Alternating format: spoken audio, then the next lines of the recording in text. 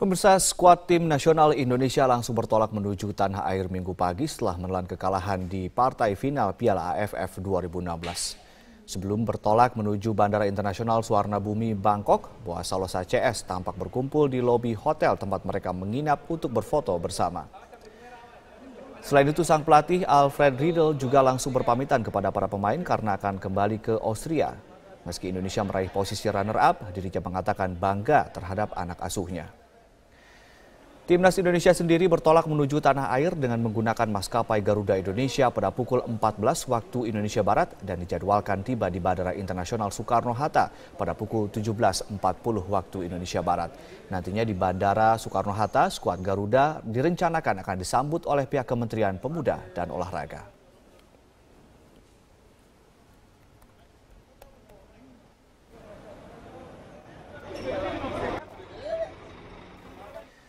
Timnas Indonesia harus kembali mengubur, mengangkat atau mimpi mengangkat Piala AFF untuk pertama kalinya. Meski begitu, apresiasi tetap diberikan warga untuk punggawa timnas yang telah berjuang di partai puncak. Kan ada prosesnya ya. Kalau dibilang menikmati banget. Dan makasih buat semua yang main juga, kan udah sampai sini tuh udah beruntung banget gitu. Awalnya sih agak kecewa ya, tapi tetap kasih dukungan, semangat. Indonesia pasti bisa kok. Timnas sudah main maksimal, tapi yang namanya permainan ya ada yang menang, ada yang kalah. Tapi semangat untuk AFF tahun 2 tahun ke depan. Saya kalah menang tetap support timnas Indonesia, Mas. Ya gimana itu sudah menjadi kebanggaan dari kami sendiri, Mas. Tetap semangat, tetap Indonesia jaya. Persembahkan oleh Pemirsa, selain masalah pengalihan anggaran, salah satu kebijakan PLT Gubernur DKI yang disorot publik adalah terkait penundaan lelang 14 proyek senilai 4,3 triliun rupiah. Apa sebetulnya yang terjadi di balik penundaan lelang proyek-proyek tersebut? Kita simak lanjutan wawancara khusus reporter Cikal Multazam bersama juru kamera Said Kutub dan Irham Andri dengan PLT Gubernur DKI Jakarta Sony Sumarsono. Saya ke sesuatu yang Bapak rubah lagi nih. Ya. Bapak merubah kebijakan 14 proyek lelang prioritas. Ini kalau sempat saya baca informasi dari media begitu ya, Bapak mempertimbangkan tentang psikologis politik, kemudian juga mempertimbangkan hubungan juga dengan DPRD. Sementara Pak Ahok waktu itu mempertimbangkannya adalah ini prioritas. Ini harus cepat. Ini sangat bermanfaat untuk masyarakat. Apa pertimbangan Bapak yang akhirnya memutuskan bahwa ini harus ditunda dulu seperti itu? Iya. Kita ini pemerintahan. Oke. Pemerintahan daerah sebagai subsistem pemerintahan nasional. Maka harus tunduk pada hukum-hukum nasional. Pemerintahan harus dijalankan dengan regulasi. Jangan menabrak regulasi. Boleh kita cepat, tapi tetap dalam koridor aturan. Nah, kemarin yang terjadi, 14 proyek ini dilelang dalam situasi pemerintah dan DPRD itu belum ada kesepakatan mengenai kebijakan umum anggaran dan penetapan plafon sementara. Artinya apa? Lokasi belum jelas, anggaran belum disepakati, program belum disepakati, kok sudah dilelang? Itu pertanyaan pertama. Disepakati duanya. Padahal pemerintahan itu ada dua unsur, eksekutif dan legislatif. Oleh karena itu, maka lelang-lelang harus dilakukan setelah penandatanganan MOU KUA PPAS dengan Dewan. Ya, karena APBD itu milik berdua, eksekutif dan legislatif. Saya tunda sebenarnya, saya tunda semua lelang, nilai 4,3 triliun. Dan saya komunikasi dengan Pak Ahok ya, sebagai gubernur petahana, alasan saya. Karena Anda belum menandatangani MOU APBD 2017. Beliau menjawab, ya sudah. Tapi rupanya beliau sadar setelah di cross check yang ditandatangani MOU itu bukan APBD 2017, UAPPAS 2017, tapi yang ditandatangani adalah APBD perubahan 2016. Nah, pikirannya beliau itu adalah 2017. Dengan demikian beliau mengatakan kalau begitu Pak PLT yang benar. Jadi gitu posisinya, udah nggak benar. Ini benar-benar Pak Ahok menyampaikan langsung potensi Lebih ada buktinya. Pak Sony, terus Pak Sony mengklarifikasi dan di situ dialog langsung. Akhirnya benar mengatakan benar. Jadi Pak Ahok itu kelupaan bahwa MOU yang ditandatangani dikira itu KUAPPAS 2017. Ternyata adalah APBD perubahan 2016. Jadi memang ini belum dilakukan penandatanganannya. Yang menyampaikan ke sidang paripurna pun saya. Yang tanda tangan KUAPPAS juga saya. Jadi yang ditandatangani dia itu adalah tahun sebelumnya, artinya anggaran perubahan 2016. Dengan demikian persoalan menjadi clear sudah clear. Sudah satu paham ya ini antara bukan satu paham. Mereka juga sudah mengatakan Pak PLT Gubernur yang benar karena posisi informasinya mereka yang diaperoleh salah dan lewat cross check stafnya pun juga mengatakan ya seperti itu. Cuma ada hal yang beliau pegang, boleh percepatan lelang dini. Lelang dini itu boleh dilakukan sebelum tahun anggaran yang bersangkutan. Jadi kalau proyeknya 2017, boleh dilakukan 2016, namun ada batasnya. Batasnya adalah setelah kebijakan umum kesepakatan dengan Dewan itu dilakukan. Setidaknya itu ya alasan utamanya. Karena itu yang saya lakukan, supaya tidak memenjara situasi atau kemudian merugikan semua pihak, yang perlu kita percepat KUAPPAS-nya, sehingga kebijakan umum kesepakatan dengan Dewan itu yang kita percepat, sehingga selisih saya membatalkan ini, ya menunda proyek lelang ini dengan KUAPPAS tidak lama, cuma 2 minggu langsung kita percepat, yang harusnya bulan berikutnya. DPR karena baik hubungan kita dengan eksekutif sekarang. Melihat beberapa keputusan yang diambil oleh Pak Sony, kemudian kebijakan yang diambil oleh Pak Sony. Kemudian juga saya membaca beberapa informasi. Saya masih kepo nih Pak, tentang kewenangan antara pelaksana tugas dan kepala daerah definitif. Apakah sebetulnya PLT ini memiliki kewenangan yang sama dengan definitif, ataukah sebetulnya terbatas, tidak sebanyak atau sekomplit dari definitif? Sebenarnya harus dipahami dulu, gubernur itu ada 3 kualifikasinya. Gubernur definitif, lalu gubernur pejabat gubernur. Pejabat gubernur ini kalau ketika kosong. Jadi misalkan periode akhir masa jabatan selesai, kemudian diganti oleh orang lain belum masuk nih. Tengah-tengah inilah namanya penjabat gubernur. Ketika saya di Sulawesi Utara. Dan kewenangannya sama prinsipnya. Ya. Kemudian trigger pelaksana tugas gubernur. Ketika 2 gubernur di tengah-tengah periode, dia cuti, lah kita masuk pelaksana tugas. Kewenangannya sama, bedanya cuma 1. Ketika ya, melakukan kebijakan, menandatangani perda, itu harus izin tertulis Menteri Dalam Negeri. Termasuk karena PLT pada saat bulan-bulan APBD, tugas kita bulan-bulan APBD yang ada dengan APBD dan OPD, Organisasi Perangkat Daerah. Tapi kalau tugas kita dari bulan Juni, kita nggak ngomong APBD. Ini tergantung pada bulan di mana PLT ditugaskan. Dan itu diatur dalam Peraturan Menteri Dalam Negeri nomor 74/2016. Baik, Pak Sony, ini terakhir, singkat saja. Masuki Pilkada 2017 di DKI Jakarta.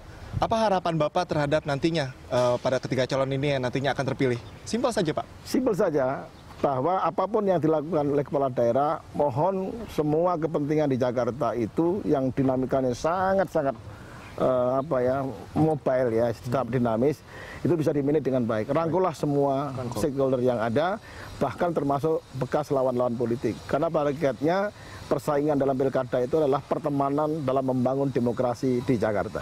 Baik, terima kasih Pak Sony atas waktunya. Ya, terima kasih. Sukses selalu.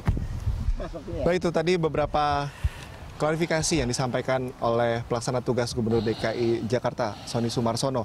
Dan tentunya di sini komunikasi sudah dilakukan oleh kedua belah pihak, tadi juga disampaikan oleh Sony Sumarsono, dan tentunya Anda sebagai masyarakat benar-benar harus bisa menelaah segala informasi dan juga harus bisa menelaah kembali dan mempelajari agar nantinya pilkada ini benar-benar bisa berjalan dengan lancar. Kemudian juga tentunya beberapa informasi dapat mencerdaskan Anda seperti tadi yang disampaikan oleh Bapak Sony Sumarsono yang tentunya bisa menambah informasi kepada Anda. Cikal Multazam, Said Kutub, Irham Andri, Berita 1, Jakarta. Pemirsa, inilah headline news pukul 1 waktu Indonesia Barat. 4.200 lebih rumah warga di Tuban, Jawa Timur masih terendam banjir luapan Sungai Bengawan Solo. Banjir sudah melanda Tuban selama sepekan terakhir. Pantauan tim Metro TV dari atas perbukitan Kapur di sisi utara aliran Bengawan Solo menunjukkan luasnya banjir. Selama sepekan terakhir, banjir akibat luapan Sungai Bengawan Solo masih merendam 34 desa dari 5 kecamatan di Tuban. Ketinggian air mencapai rata-rata 1 hingga 2 meter. 4 desa diantaranya terisolasi dengan 14.500 lebih jiwa terdampak. Namun demikian, hampir sebagian besar warga masih enggan mengungsi. Sejumlah petugas melakukan patroli keliling menggunakan perahu untuk menjaga keamanan dan menawarkan perahu untuk beraktivitas. Badan Penanggulangan Bencana Daerah BPBD Tuban mencatat banjir tahun ini adalah yang terparah dalam 5 tahun terakhir.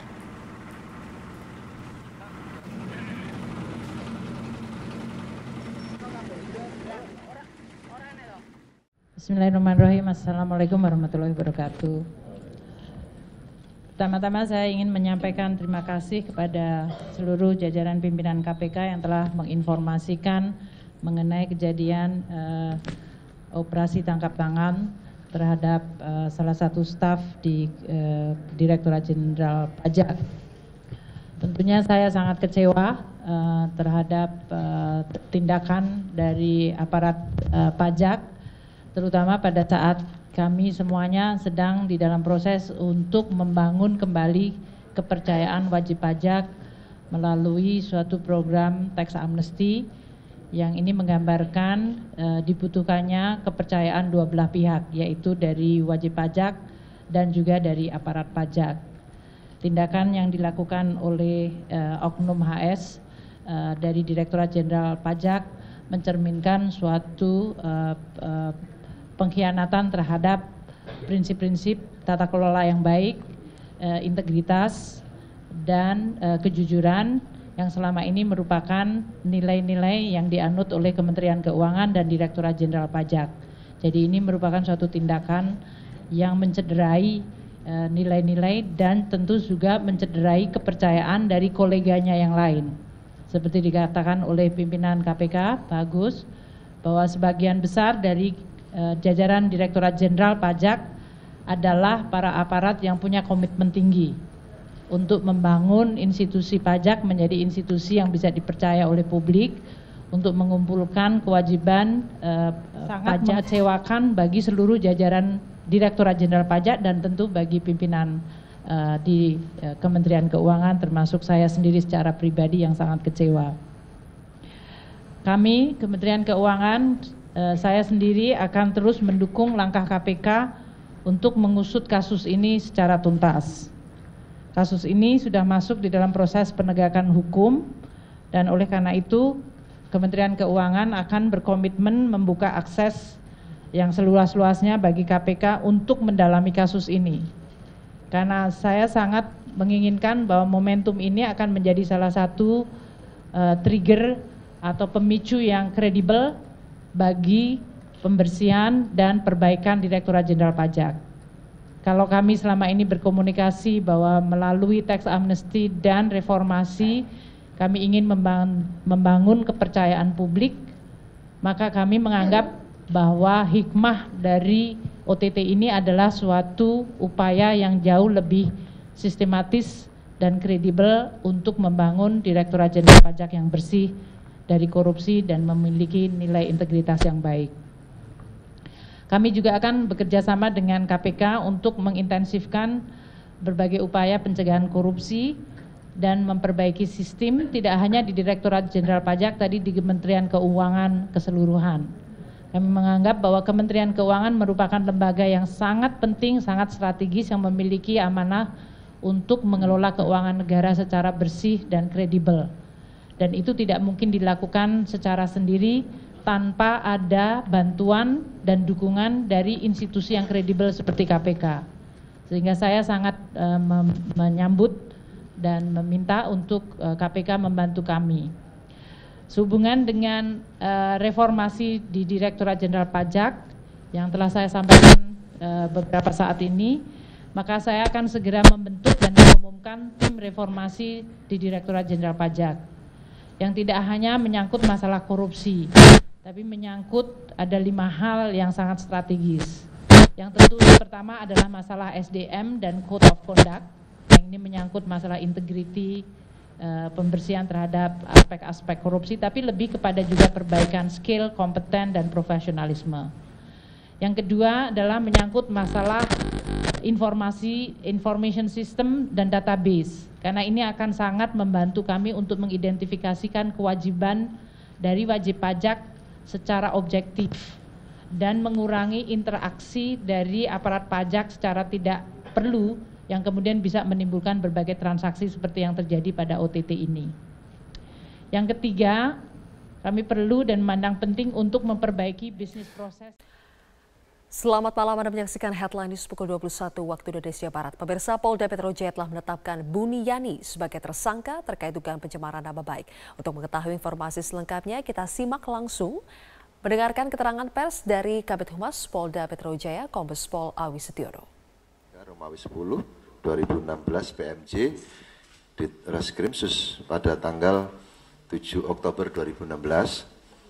Kita ketahui bersama bahwasannya LB tersebut pelapornya adalah Andi Windo Wahidin SHMH. Kasusnya tentang pencemaran nama baik dan penghasutan atau SARA. Adapun untuk identitas terlapor, yaitu nama BY, jenis kelamin laki-laki, tempat tanggal lahir Lombok Timur 16 Mei 1969, pekerjaan dosen agama Islam, Kewarganegaraan Indonesia, alamat Kalibaru, Permai, Blok B2, nomor 15, RT 002007, Kelurahan Kalibaru, Kecamatan Cilodong, Depok, Jawa Barat. Hasil dari proses penyidikan selama ini yang telah dilakukan oleh Subdit Cybercrime Polda Metro Jaya sudah melakukan pemeriksaan terhadap saksi-saksi, kemudian saksi ahli, sampai dengan hari ini kita telah melakukan pemanggilan terhadap terlapor. Tadi pagi sekitar jam berapa tadi Pak Roberto? Jam 11 ya. Ya, kita panggil jam 10, jam 11 hadir sebagai saksi. Dan tadi sampai dengan pukul sekitar 19.30 ya, selesai dilakukan pemeriksaan sebagai saksi. Namun demikian dengan hasil pemeriksaan, hasil konstruksi hukum, pengumpulan alat-alat bukti dari penyidik, pada kesempatan malam hari ini sekitar pukul 20.00 dengan bukti permulaan yang cukup, yang bersangkutan saudara BY kita naikkan statusnya menjadi tersangka. Bahwasanya yang bersangkutan dari tuduhan persangkaan oleh pelapor terkait dengan pencemaran nama baik dan penghasutan SARA yang dapat kita penuhi terkait dengan unsur-unsur perbuatan pidananya, yaitu terkait dengan. Kita beralih ke informasi. Penyidik Polda Metro Jaya memanggil sejumlah saksi untuk mendalami kasus penghadangan kampanye yang terjadi pada pasangan Cagup dan Cawagup DKI Jakarta, Basuki Cahayapurnama dan Jarod Saiful Hidayat di kawasan Kembangan Utara. Cawagup petahana Jarod Saiful Hidayat menjadi salah satu saksi yang hadir untuk memberikan keterangan. Kita bergabung bersama dengan rekan kami Aftian Siswoyo langsung dari Mapolda Metro Jaya di Jakarta untuk informasi selengkapnya. Aftian, apa saja keterangan yang disampaikan Jarod Saiful Hidayat sebagai saksi kepada penyidik Polda Metro Jaya? Robert, hari ini Jarod Saiful Hidayat tiba di Mapolda Metro Jaya pada pukul 16 waktu Indonesia Barat, dan Jarod sempat memberikan beberapa keterangan kepada awak media bahwa terkait kehadirannya hari ini adalah berkapasitas sebagai saksi terkait kasus penghadangan ketika melakukan kampanye di kawasan Kembangan Utara. Dan di sini Jarod juga akan memberikan penjelasan serta klarifikasi atas tindak pidana pilkada yang dialami. Kemudian Jarod juga menjelaskan bahwa banyak sekali yang melakukan penghadangan ketika melakukan kampanye di kawasan Kembangan Utara, baik ketika Jarod berada di lapangan ataupun ketika melakukan sholat asar di masjid. Dan dalam minggu ini pihak kepolisian akan menyelesaikan berkas perkara dan diserahkan ke jaksa penuntut umum untuk proses tindak lanjut.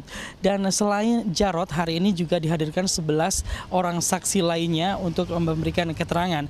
Dan hingga saat ini memang pihak kepolisian masih belum menetapkan tersangka dalam kasus penghadangan yang dilakukan oleh salah satu warga berinisial NS yang disebut sebagai komandan lapangan.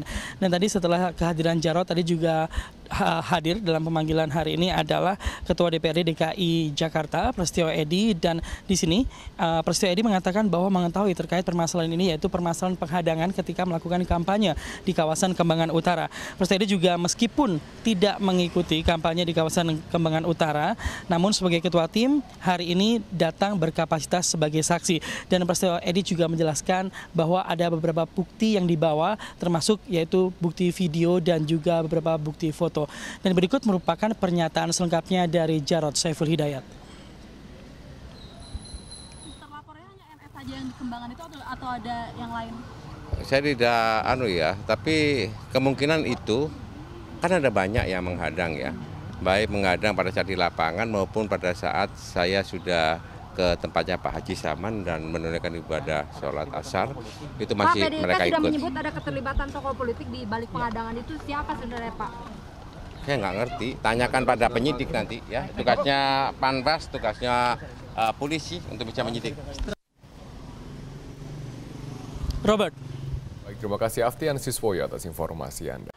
Calon Wakil Gubernur DKI Jakarta Jarod Saiful Hidayat mempertanyakan kinerja Badan Pengawas Pemilu atau Bawaslu yang seolah lamban memproses aksi-aksi penghadang kampanye.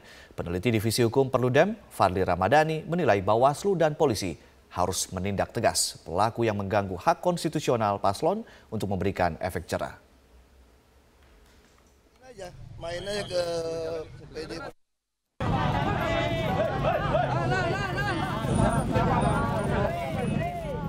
Kegiatan kampanye pasangan calon kepala daerah DKI Jakarta, Basuki Cahayapurnama dan Jarod Saiful Hidayat sempat berulang kali mendapatkan gangguan dari sekelompok massa. Tercatat telah lebih dari 5 kali pasangan Ahok Jarod dihadang sejak masa kampanye digelar pada 28 Oktober lalu. Calon Wakil Gubernur DKI Jakarta Jarod Saiful Hidayat sempat mempertanyakan kinerja Badan Pengawas Pemilu atau Bawaslu yang dianggap lamban memproses aksi-aksi penghadang yang diterima pasangan calon gubernur dan calon wakil gubernur nomor urut 2 ini.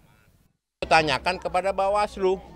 Makanya tadi Panwas kan ikut ya, Panwas ini ada belakang ya. Aku bilang, ya harusnya, aku kan pernah juga ditolak di sini. Pernah nggak ditolak? Pernah. Di Kalibaru. Kenapa nggak langsung diproses? Saksinya banyak, buktinya ada, orangnya kelihatan, ya nggak? Saya aja ngomong, bukan warga situ, dia warga RW 7, kami ketemu RW 1, ya nggak? Nah gitu dong. Ketua Badan Pengawas Pemilihan Umum atau Bawaslu DKI Jakarta, Mimah Susanti, membantah abai memproses laporan pelanggaran pemilu. Ia mengaku Bawaslu telah memproses seluruh laporan yang dilayangkan tim kampanye Ahok Jarot. Dari 4 laporan, hanya 1 yang memenuhi unsur pidana. Ada 1 laporan yang disampaikan oleh tim pasangan calon nomor urut 2 itu yang memenuhi unsur tindak pidana pemilu.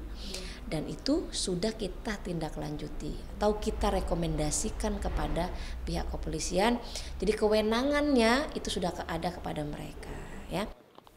Peneliti Divisi Hukum Perludem, Fadli Ramadhani, menilai penolakan kampanye paslon yang terjadi di DKI sudah masuk dalam pelanggaran serius. Karena itu, ia meminta Bawaslu dan polisi segera bertindak. Penolakan ini atau bukan penolakan sebetulnya, tapi mengganggu tahapan kampanye ini mesti ditindak secara hukum. Nah, makanya pembelajaran penindakan secara hukum itu nanti akan memberikan efek jerah kepada orang yang akan melakukan atau orang yang masih melakukan. Nah, makanya menurut saya ini tidak bisa dibiarkan. Kalau ini dibiarkan dan tidak ditindak secara tegas, ini bisa menjadi presiden bagi daerah lain yang melangsungkan pilkada di 100 daerah yang lain. Kegiatan kampanye adalah hak setiap pasangan calon kepala daerah yang dilindungi oleh undang-undang. Jika hal ini dibiarkan, dikhawatirkan tidak hanya akan menjadi presiden buruk bagi pelaksanaan demokrasi, tetapi juga penegakan hukum di Indonesia. Apalagi ada ancaman pidana bagi para pelaku. Tim Liputan Metro TV. Banyak cara dilakukan warga untuk mendukung pasangan calon gubernur DKI Jakarta dalam memenangkan Pilkada DKI 2017 mendatang. Ya, salah satunya dengan penggalangan dana kampanye rakyat yang digagas oleh kaum ibu-ibu sebagai simpatisan pasangan nomor urut 2 Ahok Jarot. Dalam rangka mendukung pasangan petahana Ahok Jarot, kelompok ibu-ibu arisan di RW 12 Pejagalan Penjaringan Jakarta Utara menggalang dana kampanye rakyat. Meski sederhana, sejumlah ibu mengaku sukarela menyumbangkan uang mereka terhadap perjuangan Ahok Jarot. Komunitas ibu-ibu arisan merasa bahwa pasangan Ahok Jarot telah memberikan bukti dalam pembangunan ibu kota Jakarta, termasuk diantaranya sejumlah program kerja yang telah dirasakan kaum perempuan.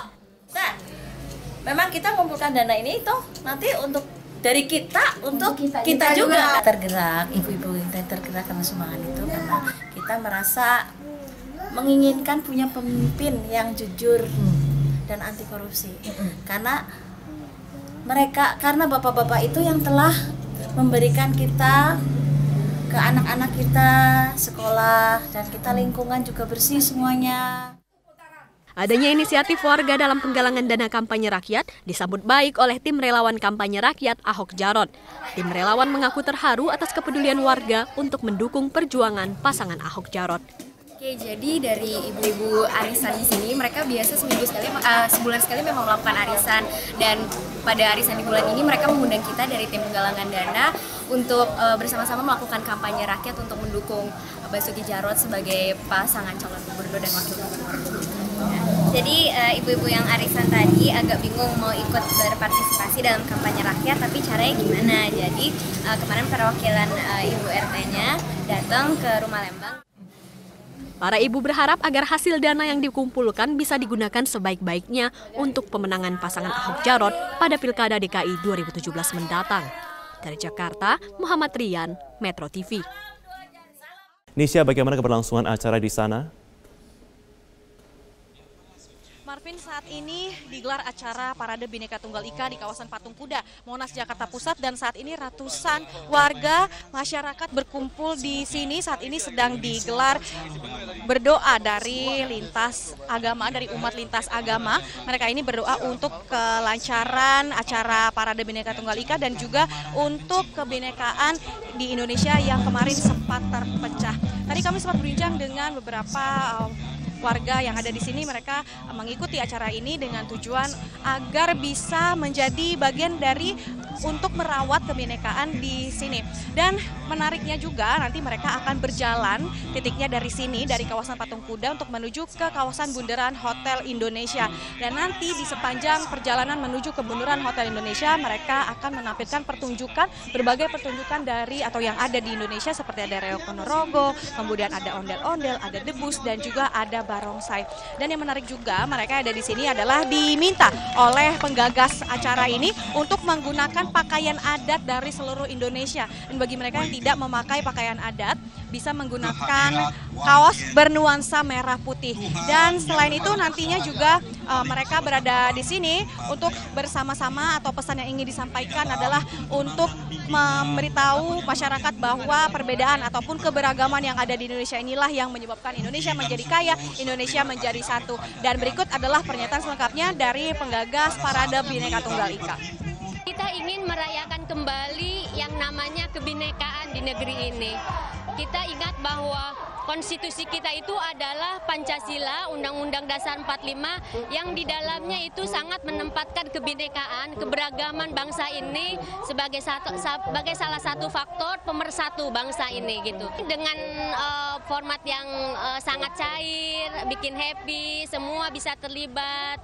Kita akan melihat bagaimana beragamnya kebudayaan, tradisi, agama negeri ini gitu. Ya Marvin, dan sesaat lagi ratusan peserta Parade Bhinneka Tunggal Ika ini akan berjalan menuju ke Bundaran Hotel Indonesia, dan nanti kita akan bertemu lagi di Bundaran Hotel Indonesia untuk menyaksikan seperti apa perjalanan mereka dari Patung Kuda Monas, Jakarta Pusat. Sementara demikian, Marvin, kembali ke Anda di studio.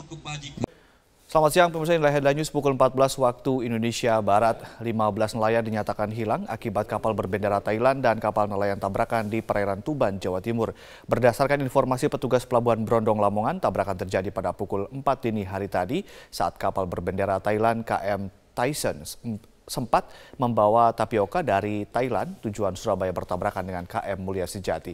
Dan untuk mengetahui bagaimana upaya pencarian 15 nelayan yang hilang, saat ini kita sudah terhubung dengan Pak Misngadi, Syah Bandar Pelabuhan Brondong, Lamongan, Jawa Timur.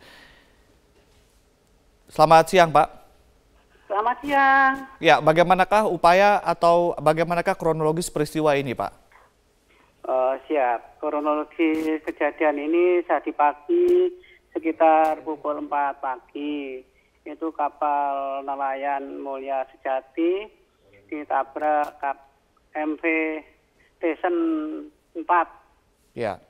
Di posisi kurang lebih 17 mil dari Pelabuhan Brondong gitu, Pak. Ya. Bagaimanakah upaya pencarian saat ini, Pak? Untuk posisi sekarang sudah dalam tahap evakuasi terhadap 12 orang yang selamat. Untuk yang 15 masih belum diketahui nasibnya. Jadi ini yang 12 untuk dievakuasi ke Pelabuhan Lamongan Sorbes untuk mendapatkan pertolongan lebih lanjut gitu, Pak. Jadi masih 15 orang masih dicari ya, Pak Misngadi ya? Siap. Ini Basarnas beserta tim lainnya menyisir para korban tersebut untuk mencari keberadaan mereka gitu, Pak. Baik, Pak Misngadi, dari 15 orang yang masih dicari, apakah warga negara mereka semua warga negara Indonesia, Pak? Oh, yang dicari ini warga negara kita, Pak. Ini baik. Nelayan dari Juwana, Jawa Tengah gitu, Pak. Ya.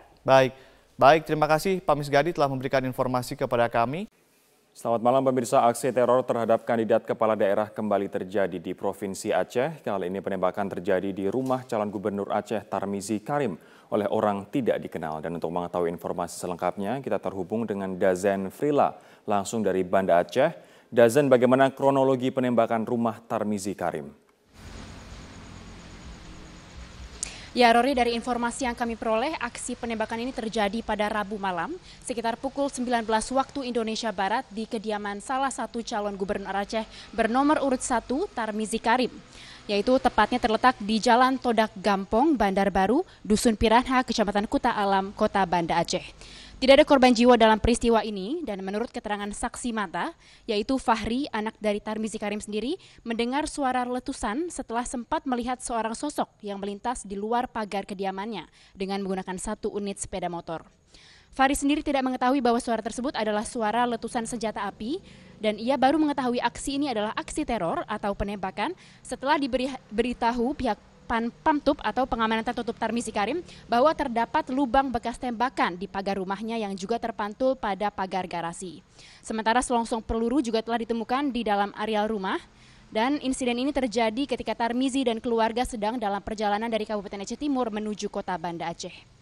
Hingga saat ini pihak kepolisian belum dapat mengungkap motif ataupun pelaku di balik penembakan ini dan saat ini masih melakukan pemeriksaan karena pihak Tarmizi Karim sendiri baru menyampaikan laporan kasus ini pada sore hari tadi, Rory. Sementara olah TKP akan segera dilakukan dalam waktu dekat.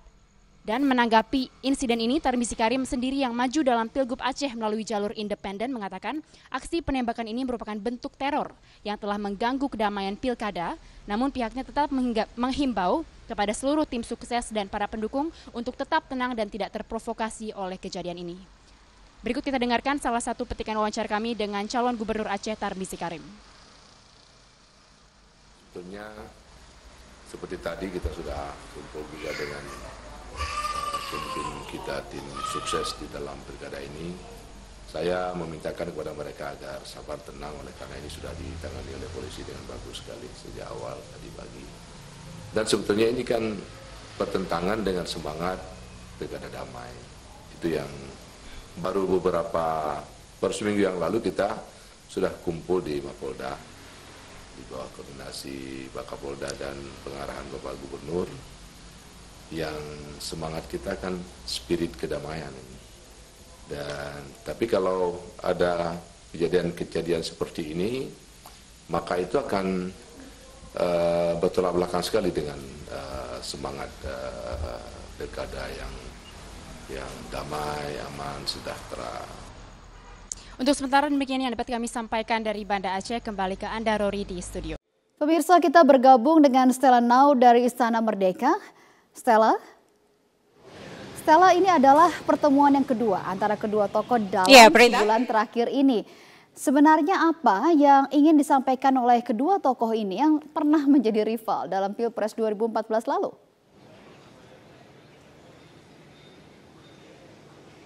Menarik sekali satu hal yang disampaikan oleh Presiden Joko Widodo dan Ketua Umum Gerindra Prabowo tadi saat bertemu santai ya, mereka ngobrol di depan Istana Merdeka.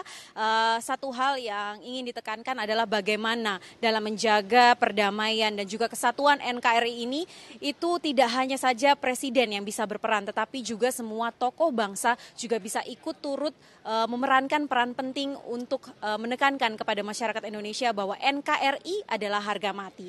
Dan ini kalau kita ambil istilah uniknya ya, tadi sempat disinggung juga oleh Prabowo adalah ini adalah kunjungan nasi goreng berbalas ikan bakar. Artinya kemarin pada akhir Oktober ketika Presiden Joko Widodo berkunjung ke Hambalang itu disediakan nasi goreng, namun ketika Ketua Umum Gerindra Prabowo hadir di sana kali ini dihadirkan ikan bakar. Seperti itulah suasana hangat dan juga akrab yang digambarkan oleh mantan rival antara Presiden Joko Widodo dan juga Ketua Umum Gerindra Prabowo. Selain itu juga tadi Presiden Joko Widodo menyampaikan bahwa sayang sekali kalau hanya perbedaan politik, kalau hanya perbedaan pandangan dalam sebuah tatanan menjalankan pemerintahan itu menjadi pengganggu dan kemudian merugikan masyarakat, menjadi halangan bagi kita untuk membangun bangsa Indonesia. Karena kalau kita lihat pada tanggal demo 4 November kemarin, sebenarnya safari-safari politik seperti ini itu sudah dilakukan oleh Presiden Joko Widodo, tidak hanya kepada partai, tapi juga di kalangan pemuka agama.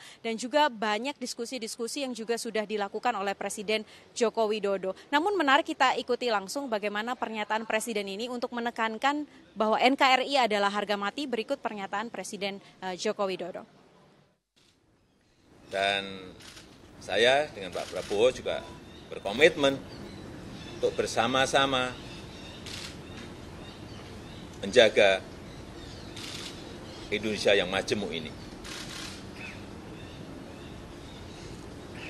Jangan kita tidak menginginkan kita terpecah belah gara-gara perbedaan politik.